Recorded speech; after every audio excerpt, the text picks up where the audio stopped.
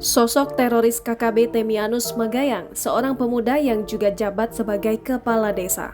Mencari makan dan dapat gaji sebagai pejabat di Indonesia, Temianus masih saja merongrong kedaulatan NKRI.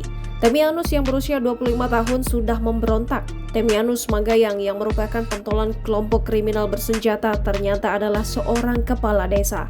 Di Reskrimum Polda Papua Kombes Pol Faizal Ramadhani mengatakan Temianus menjadi kepala desa sesepi di distrik Welam II.